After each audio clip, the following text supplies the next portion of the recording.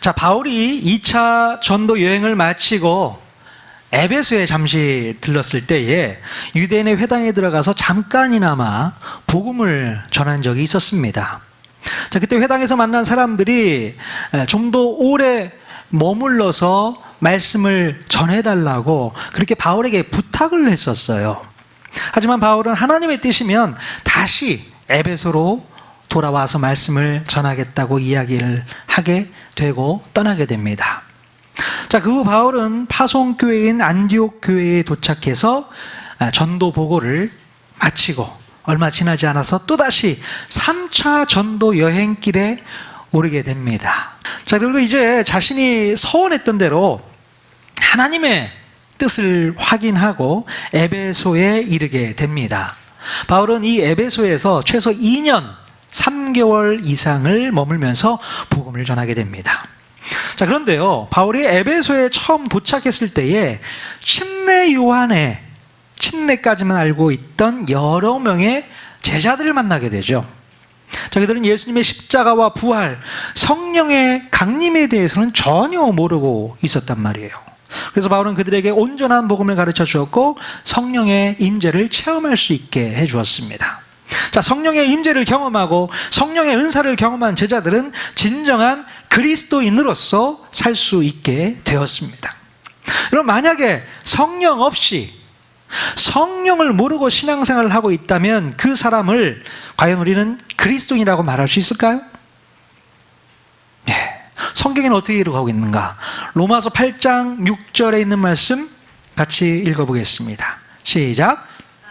너희 속에 하나님의 영이 거하시면 너희가 육신에 있지 아니하고 영에 있나니 누구든지 그리스도의 영이 없으면 그리스도의 사람이 아니라. 아멘. 여러분, 그리스도의 영이신 성령님이 우리 안에 거하지 않으면 그 사람은 그리스도의 사람이 아니라 얘기합니다. 겉으로는 그리스도인인 척 할 수 있지만 마음 가운데 성령님이 거하지 않는 사람은 절대로 그리스도인이 아니고 거듭난 사람이라고 말할 수가 없는 것이죠. 예. 그러므로 우리는 내 안에 성령님께서 계신지를 늘 체크해 보셔야 됩니다. 내가 그리스도인 맞나? 내 안에 성령님이 계신가? 체크하셔야 돼요. 자, 여러분, 우리가 예수님을 믿고 진정으로 구원받은 사람들이 맞다면 우리들의 마음 가운데는 성령님께서 계신 증거들이 분명하게 나타나야 될 줄로 믿습니다. 그렇다면 내 안에 성령님이 계시다는 증거들을 어떻게 할 수 있을까? 자, 오늘 우리는 본문 말씀을 통해서 내 안에 성령님이 계신 증거들을 찾아보고 성령님께서 함께 하신다는 확신을 가질 수 있기를 주님의 이름으로 간절히 축원드립니다. 자, 사도행전 19장 8절에 있는 말씀 같이 읽겠습니다. 자, 시작. 바울이 회당에 들어가 석 달 동안 담대히 하나님 나라에 관하여 강론하며 권면하되. 네. 이제 바울은 에베소에서 본격적으로 복음을 전하게 됩니다.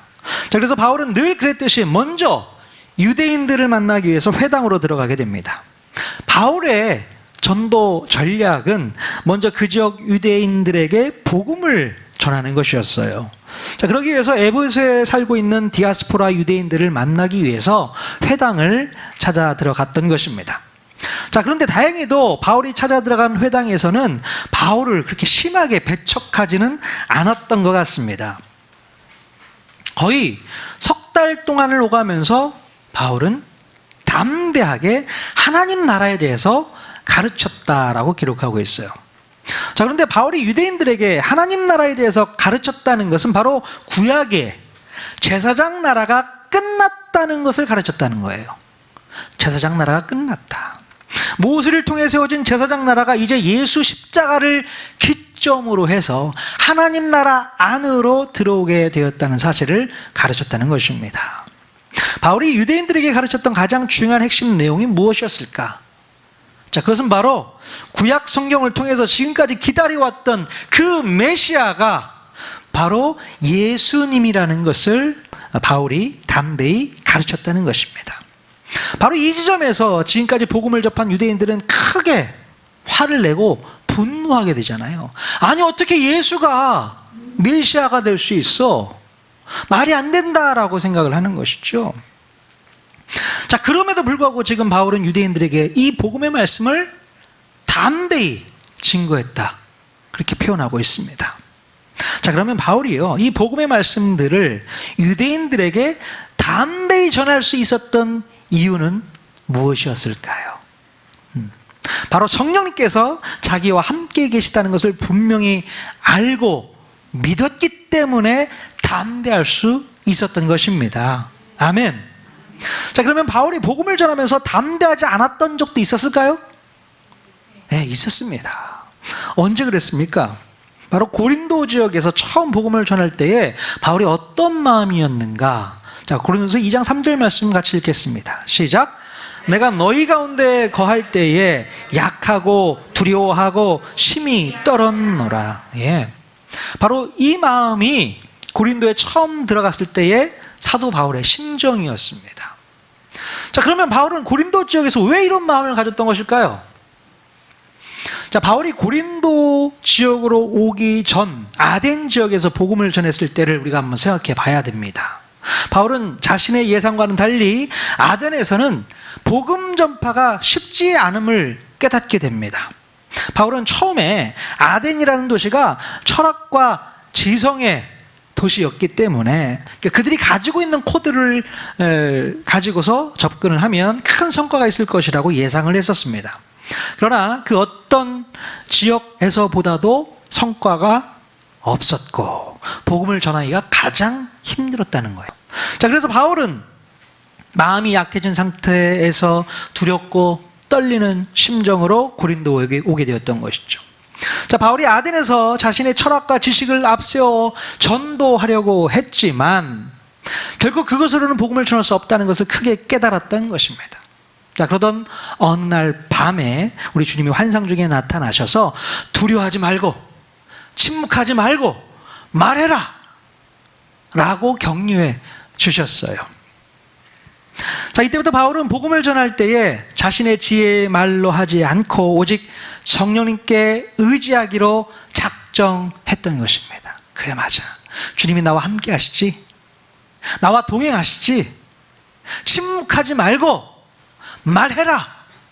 자, 그 말에 큰 힘을 얻게 되었던 것 같습니다. 자, 고린도서 2장 4절 말씀 같이 읽어봤으면 좋겠습니다. 같이 읽겠습니다. 시작. 내 말과 내 전도함이 설득력 있는 지혜의 말로 하지 아니하고 다만 성령의 나타나심과 능력으로 하여. 네. 자, 그래서 바울은 그때부터 복음을 전할 때에 자신이 가지고 있는 지식과 지혜로 하지 않고 오직 성령님께 의지하고 성령님의 능력으로 복음을 전할 수 있게 된 것입니다. 그러니 에베소에 왔을 때에는 성령님께 온전히 의지해서 담대하게 복음을 전할 수 있었던 것이죠. 여러분, 가끔 보면 우리의 어떤 모습 가운데 담대함이 없는 것 같아요. 담대함이 없습니다. 내가 잘할 수 있을까? 내가 잘 해낼 수 있을까? 이런 마음이 앞설 때가 많습니다. 자, 우리가 담대하지 못한 이유는 바로 모든 것을 내가 내 힘으로, 내 능력으로 하려고 하기 때문에 그렇습니다. 그러니 담대하지 못하는 거예요. 나는 나 자신을 너무나도 잘 알고 있기 때문에 내가 그 일을 하기에는 늘 부족하다라고 생각을 하는 겁니다. 그래서 담대하지 못하고 용기가 나질 않는 것입니다. 자, 그러나 이러한 마음은 내려놔야 됩니다. 내려놓고 바울과 같이 오직 성령의 나타나심과 성령의 능력으로 부딪혀 보겠다는 마음으로 도전해야 될 줄로 믿습니다. 도전하셔야 돼요. 내 힘으로는 안 되겠지만 모든 것을 성령님께 의지하고 맡기면 분명히 우리는 담대해질 수 있는 줄로 믿습니다. 여러분, 다윗이 골리앗 앞에서 어떻게 담대할 수 있었을까요? 다윗은요, 자기가 보유하고 있었던 물맷돌 던지는 실력을 믿고 담대할 수 있었겠습니까? 아니요, 절대 그렇지 않습니다. 어린 다윗은 당연히 자기 힘으로는 골리앗을 감당할 수 없을 거라고 생각을 했을 거예요. 자, 그래서 다윗은 무엇을 의지하게 됩니까? 바로 만군의 여호와의 이름으로 나아가게 됩니다. 여호와의 이름을 의지하며 담대히 나아갈 수 있게 된 것입니다. 여러분은 어떤 큰 일을 앞에 두고 있거나 중요한 일을 진행해야 할 때에 어떤 마음부터 드세요? 두렵고 떨리는 마음부터 드십니까? 아니면 담대한 마음부터 생깁니까? 두렵고 떨리는 마음이 먼저 생기는 경우가 많죠. 자, 저도 가만 보면요, 두렵고 떨리는 마음이 담대함보다 더 먼저 생기는 것 같습니다. 참 어렸을 때부터 성격이 그래서 그런가? 모르겠어요. 예전에 제가 유치원 다닐 때 기억이 나요. 유치원에서 이제 성탄절이 되면 행사를 하잖아요. 그때 제가 선생님을 통해서 한 역할을 맡겨주셨어요. 솔로몬 역할을 하라는 거예요. 왕. 자, 그런데 제가 그것을 할 수 있겠다고 했을까요? 못한다고 했을까요? 아니, 그 나이에 뭘 한다고, 저는 못한다고 얘기를 했나 봐요. 못한다고, 저는 그거. 그래서 뭘 했는 줄 아십니까? 무슨 꼭두각시 무슨 무용을 시키더라고요. 그거를 하게 됐어요. 그러니까 솔로몬 왕을 버리고 꼭두각시 춤을 추게 된 거예요. 그래서요, 저희 어머니한테 무지하게 혼났습니다.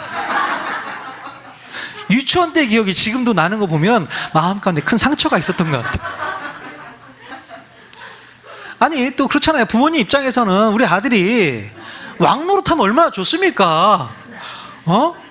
여봐라 하면서 솔로몬 왕 얼마나 뽀다고 납니까? 근데 뒤에 가서 막 꼭두각시 노릇하고 있고. 참. 최근에 통독원에서 저한테 연락이 왔어요. 이제 통독원에서 훈련받은 목사님들이 있잖아요.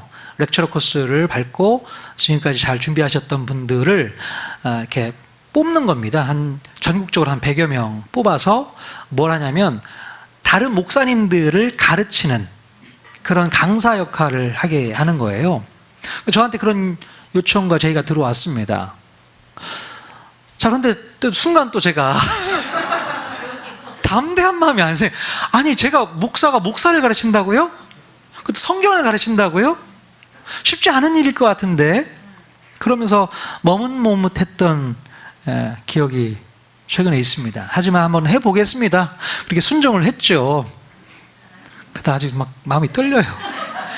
다행히 코로나가 있어가지고 아직 세미나 진행이 안 되고 있습니다. 근데 코로나 거치고 나면 원래는 봄부터 한다고 했었는데 아직 코로나 때문에 시작을 못하고 있는 것 같습니다. 지금도 아주 그냥 떨리고 있네. 자, 이렇게 마음 가운데 두렵고 떨리는 마음은 왜 생기는 겁니까? 우리가 성령님을 의지하지 않기 때문에 그래요. 내 안에 성령님이 계시긴 한데 그분을 붙잡고 의지하지 않기 때문에 먼저 두려움이 앞서게 되는 거고 긴장하게 되는 거 아니겠습니까? 자, 그런데요, 그러다가 주님 앞에 우리가 간절히 기도하고 성령님을 붙잡게 되면 그때부터 담대해지기 시작하는 걸 느낄 수 있게 됩니다. 담대한 마음이 생기는 거예요. 어디서 생긴 힘인지는 모르겠지만 담대해지는 겁니다. 자, 왜 그런 담대함이 생길 수 있는 걸까요? 바로 성령님을 의지하고 성령의 능력으로 살려고 마음을 먹는다면 바로 그런 담대함이 생길 수 있다는 것입니다. 어떤 상황에서도 두려울 것이 없고 또 겁날 것이 없고 창피할 것이 없습니다. 오직 내 안에 계신 성령님께서 나와 함께 하신다는 그 믿음이 우리로 하여금 담대함을 가질 수 있도록 하기 때문에 그런 줄로 믿습니다. 아멘. 여러분들이 어떤 일이 주어졌을 때에 두려워하지 마시고 떨지 마시고 담대하게 도전해 보십시오. 아멘. 나에게 어떤 일이 닥칠지 모르잖아요. 어떤 상황이 닥칠지 모릅니다. 큰 어려움이 닥칠 수도 있어요. 그때마다 우리는 걱정하고 염려하잖아요. 그럴 필요가 없다는 거예요. 내 안에 성령님을 의지하시고 오히려 담대하시면 되는 겁니다. 그래, 하나님께서 또 나에게 뭔 새로운 계획을 보여주시고 새롭게 쓰시려고 하시는구나. 그런 마음의 생각을 갖게 되면 담대해질 수 있습니다. 근데 우리가 성령님을 붙잡지 못하면 또다시 걱정하게 되고 염려하게 되고 이게 도대체 무슨 일인가, 나에게 왜 이런 일이 발생했는가, 이런 생각밖에 안 들어요. 담대함이 사라져버립니다. 성령님을 의지하느냐 그렇지 않느냐, 거기에 차이가 있다는 것을 꼭 기억할 수 있기를 바랍니다. 자, 그러면 두 번째로 성령님이 내 안에 계신 증거 또 무엇이 있을까요? 지난주에 잠시 살펴보았지만 성령님께서 우리 안에 거하시게 되면 성령님께서요 우리에게 은사를 부어주신다는 것입니다. 자, 사도행전 19장 6절 말씀 같이 읽겠습니다. 시작. 바울이 그들에게 안수함에 성령이 그들에게 임하심으로 방언도 하고 예언도 하니. 아멘. 성령님께서 임하시게 되면 우리에게 성령의 은사를 선물로 주신다는 겁니다. 자, 에베소에서 바울로부터 온전한 복음을 듣고서 침례를 받은 제자들에게 어떤 일이 일어났습니까? 자, 그들의 마음 가운데 성령이 임하게 되고 바울이 안수해 줌으로 말미암아 방언의 은사가 임하게 되고 예언의 은사가 임하게 됩니다. 자, 여기서 나오는 방언은요 사도행전 2장에서 나오는 나랏말 방언입니다. 외국어 방언이 그들에게 임했다는 것입니다.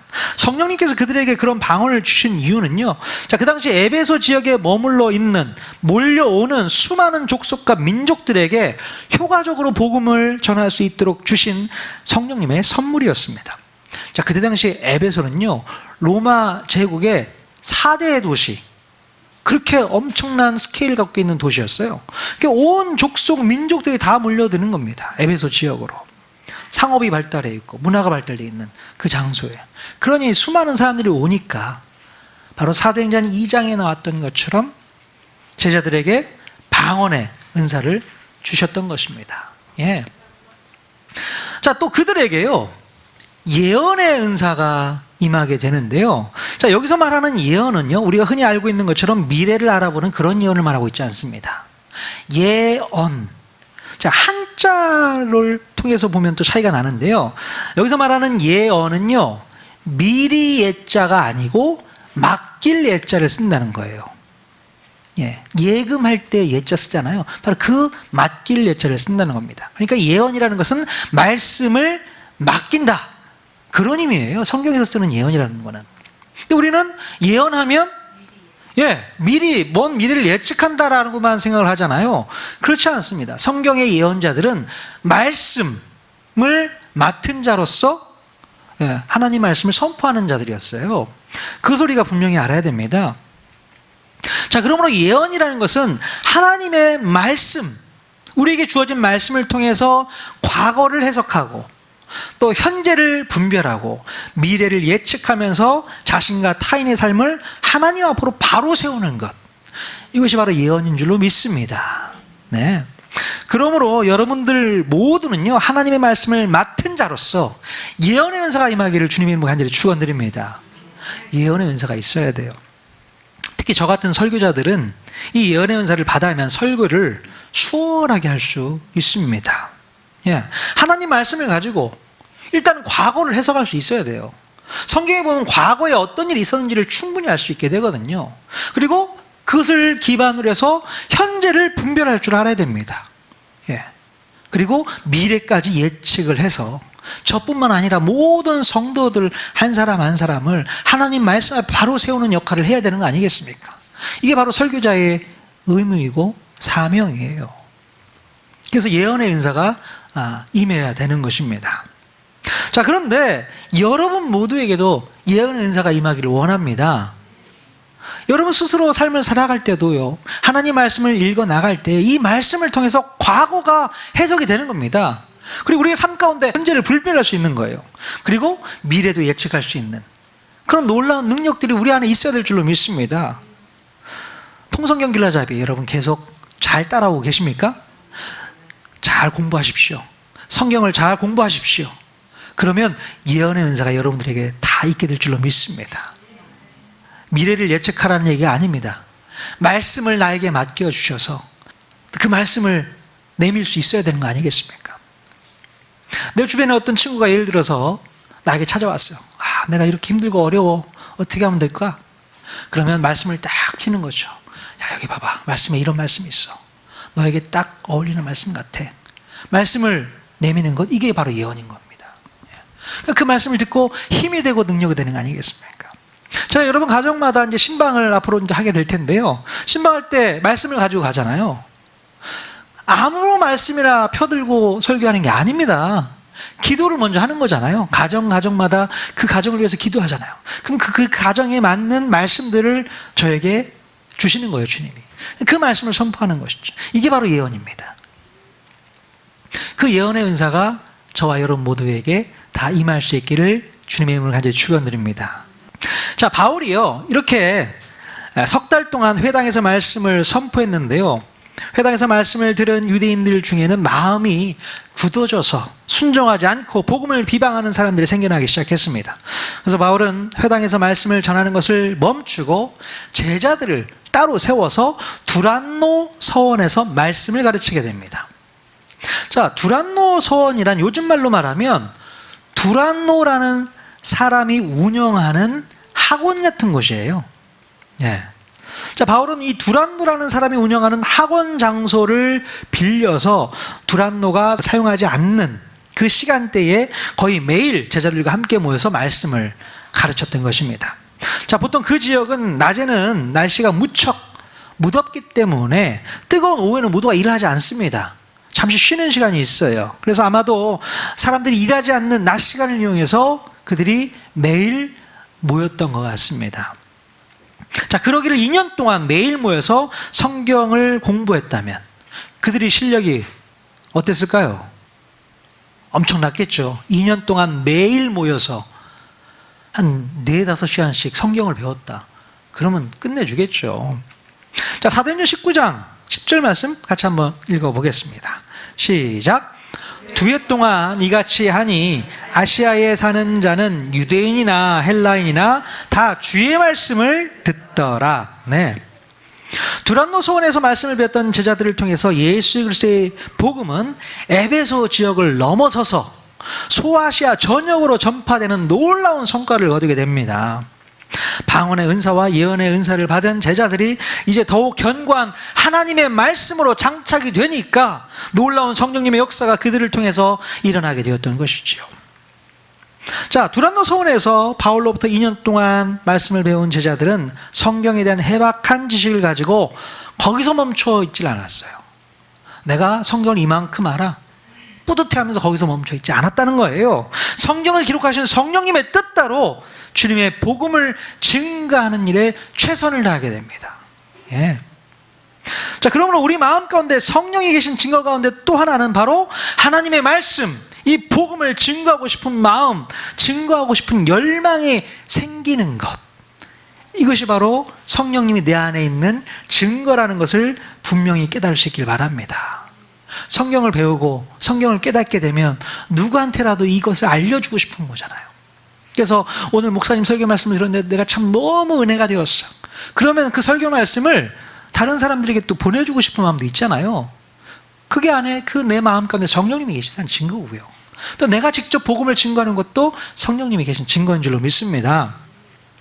자, 여러분, 성령님을 마음에 모시고 있는 분들은요, 하나님의 말씀을 듣고 은혜를 받게 되면 누군가에게 분명히 말씀을 가르치고 전달하고 싶은 마음이 생긴다는 것 꼭 기억할 수 있기를 바랍니다. 바로 성령께서 말씀을 받은 우리들에게 그런 마음을 부어주시기 때문에 그렇습니다. 그런 마음 많이 생기시죠? 예, 말씀을 가르쳐야겠다, 전하야겠다, 그런 마음을 가지셔야 됩니다. 자, 그래서 사도 바울은요, 그렇게 힘들고 어려운 전도 여행을 쉬지 않고 3차례나 진행을 하는 거 아니겠습니까? 성령님이 부어주시기 때문에 그래요. 사도 바울뿐만 아니라 사도 바울이 가르쳤던 제자들까지도 이제 그 복음의 말씀을 가지고 소아시아 전역에 흩어져서 복음을 전하는 놀라운 역사를 이루게 되는 것을 볼 수 있습니다. 성령님이 계시기에 가능한 줄로 믿습니다. 놀라운 부흥의 역사, 성령님이 이렇게 이루신다는 것을 우리가 성경을 통해서 배울 수 있게 됩니다. 우리 통하는 교회 성도님들 모두가 이런 성령의 역사 속에서 놀랍게 복음을 증거하는 저와 여러분 모두가 다 될 수 있기를 주님의 이름으로 간절히 축원드립니다. 자, 우리 안에 계신 성령님께서는요, 복음이 전파되는 것을 그렇게 기뻐하세요. 그걸 기뻐하십니다. 이 일에 우리 모두가 동참해서 열방을 향해 꿈꾸는 저와 여러분 모두가 다 될 수 있기를 바랍니다. 성령님이 계시지 않으면 죽었다 깨어나도 열방을 우리 마음가운데 품을 수가 없어요. 성령님이 안 계신데 무슨 열방을 품습니까? 내 가족도 못 품는 판에 성령님이 계시면 가능하다는 겁니다. 다 함께 이 비전과 꿈을 꾸면서 우리의 마음이 열방을 향해 나아갈 수 있기를 바랍니다. 어제 기도 제목 보셨죠? 우리 성기사님 부부가 평강공주 사역이라는 게 있어요. 탈북하신 분들을 위해서, 물론 온라인으로 하는 거지만 귀한 사역입니다. 잠깐 얘기를 들어봤는데요, 지금 한 10명 정도 되시는 자매분들을 중심으로 해서 매일같이 말씀을 선포를 해야 됩니다. 그것도 아침 저녁으로 막 2차례 말씀을 선포하고 가르치고 교제 나누고, 온라인상에서 다 이루어진다고 합니다. 그리고 그들에게도 또 물품이 필요하면 또 물품도 지원해드리고, 그런 사역을 이제 시작하게 되었어요. 많이 부담도 되실 텐데 담대하게 도전하실 수 있길 바라고요. 저희들은 우리 두 분의 사역을 지원해 주시면 좋을 것 같습니다. 기도로 지원해드리고 또 물질로도 지원해드리고, 그러면 열방을 품는 그런 마음이 우리 안에서 끊어지지 않을 것 같습니다. 아멘. 자, 성령이 우리 안에 계신 증거 중에 또 하나는요, 지금까지 우리가 집착하고 있던 것을 과감히 내던질 수 있게 된다는 것입니다. 자, 사도행전 19장 18절 19절 말씀 같이 읽겠습니다. 시작. 믿은 사람들이 많이 와서 자복하여 행한 일을 알리며 또 마술을 행하던 많은 사람이 그 책을 모아 가지고 와서 모든 사람 앞에서 불사르니 그 책 값을 계산한 즉 은 5만이나 되더라. 네. 에베소 지역에 믿는 자들이 많아지고 성령의 역사가 임하게 되니까 어떤 일이 벌어졌습니까? 에베소에서 마술을 행하던 점쟁이들과 점성술사들이 자기들이 애지중지하면서 가지고 있었던 마술책들을 가지고 나서 다 불살라버리는 역사가 일어났습니다. 이 마술책들은요, 그들에게는 너무나도 소중한 돈벌이 수단이었어요. 그 매뉴얼을 가지고 마술을 일으키면서 장난치는 거잖아요. 자, 그러나 그들이 바로 예수 그리스도의 복음을 믿고 하나님께로 돌아섰을 때에 지금까지 집착하고 있었던 그 모든 것을 과감하게 내던질 수 있었다는 것입니다. 그들이 불태운 책들을 값으로 계산해 보니까 얼마라고 했습니까? 은 5만 드라크마였다는 거예요. 자, 은화 5만 드라크마는 한 사람이 1년 365일 매일 빠지지 않고 일을 했을 때에 거의 137년을 일해야 모을 수 있는 금액인 것입니다. 엄청난 금액이에요. 자, 이렇게 큰 금액의 책들을 단번에 불사를 수 있었던 이유가 무엇이었을까요? 자, 바로 그들에게 임한 성령님께서 그들의 죄를 회개케 하셨고 더 이상 죄를 짓지 않도록 하기 위해서 죄의 뿌리들을 완전히 뽑아버리게 하셨던 것입니다. 성령님의 역사가 있었기 때문에 끊어버리는 거예요. 죄를 끊어버리는 겁니다. 더 이상 그것으로 인해서 죄 짓지 않도록 만들어 버리셨다는 것입니다. 여러분, 예수님을 믿고 내 안에 성령님이 임하시게 되면 우리는 더 이상 죄 짓는 일을 할 수 없게 됩니다. 이것이 바로 성령님이 내 안에 계신 증거인 줄로 믿습니다. 성령님께서 죄를 깨닫게 해주시기 때문에 죄 짓는 행위를 할 수가 없는 것이지요. 그래서 그 어떤 손해와 피해가 생기더라도 죄에서 떠날 수밖에 없는 것입니다. 성령님과 함께 동행하는 사람이 어떻게 죄를 지을 수 있겠어요? 내 안에 성령님이 계시다고 하는데 내가 어떻게 성령님 앞에서 죄 짓을 수 있겠습니까? 죄 못 짓죠. 죄를 짓더라도 야, 이거 죄인데 이런 생각을 갖게 되는 거예요. 그 전에는 그게 죄인지도 몰랐어요. 마음에 죄책감도 없었습니다. 근데 성령님이 임하시면 죄를 짓더라도 이거 죄인데 하면서 불편한 마음이 생기게 되는 거죠. 성령님이 계시다는 증거가 바로 여기에 있는 줄로 믿습니다. 혹시 여러분 가운데 여전히 죄에서 떠나지 않고 있는 분들 계십니까? 성령님을 의지하기보다는 다른 것을 의지하게 되고 집착하게 하는 그거에 혹시 있다면 무엇일까요? 뭘까요? 자, 그렇다면 여러분은 내가 집착하고 있는 그것을 과감하게 내던지는 결단이 필요한 줄로 믿습니다. 내버리셔야 돼요. 자, 그러나 여전히 죄에서 떠나지 않고 성령님보다 다른 어떤 것을 믿고 의지한다면 아마도 여러분의 마음 가운데 성령님이 계시지 않는다고 생각하는 것이 맞을 겁니다. 성령님이 안 계신 거예요. 잘 분별해 보십시오. 지난주에도 말씀드렸지만 성령님이 없어도 우리는 신앙생활 충분히 할 수 있어요. 신앙생활, 이 믿음 생활을 잘하는 것처럼 남들 흉내내면서 교회 다닐 수 있습니다. 그러나 결국 그들은 믿음이 없는 모습을 보일 수밖에 없고 가짜 믿음을 가지고 있는 것이 나중에 드러나게 되어 있죠. 자, 오늘 읽은 본문 말씀 뒤에도 보면 한 에피소드가 나오게 되는데요. 같이 한번 읽어봤으면 좋겠네요. 사도행전 19장 13절 같이 읽겠습니다. 시작. 이에 돌아다니며 마수라는 어떤 유대인들이 시험 삼아 악귀 들린 자들에게 주 예수의 이름을 불러 말하되 내가 바울이 전파하는 예수를 의지하여 너희에게 명하노라 하더라. 네.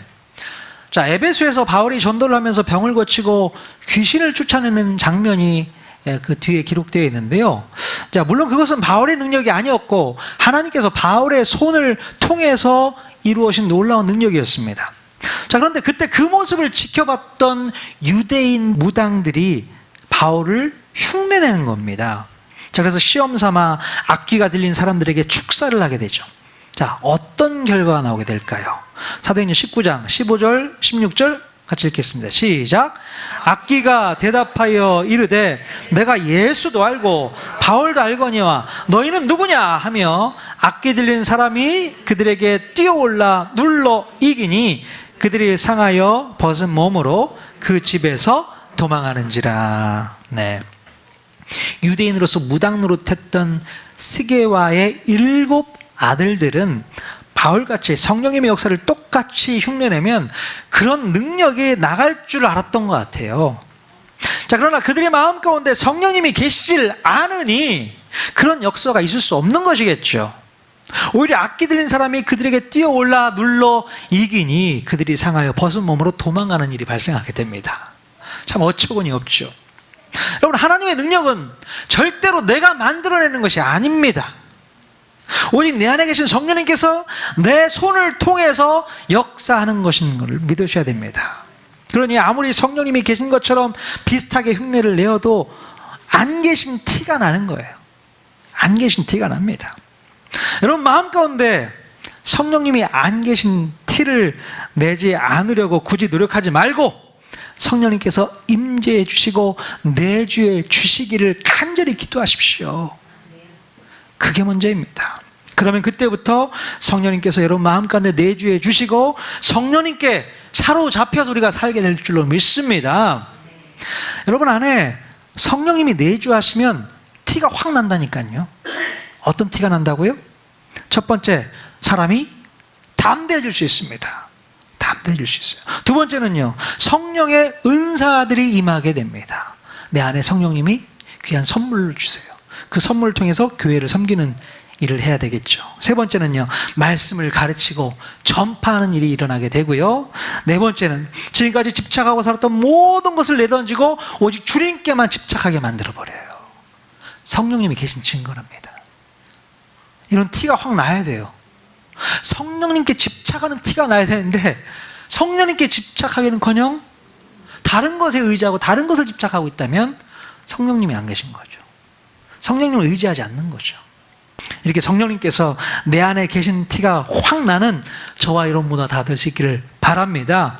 그래서 성령의 은사를 받고 담대해져서 주의 말씀에 집착하고 말씀을 전파하는 그런 인생 될 수 있기를 주님의 이름으로 간절히 축원드립니다. 할렐루야.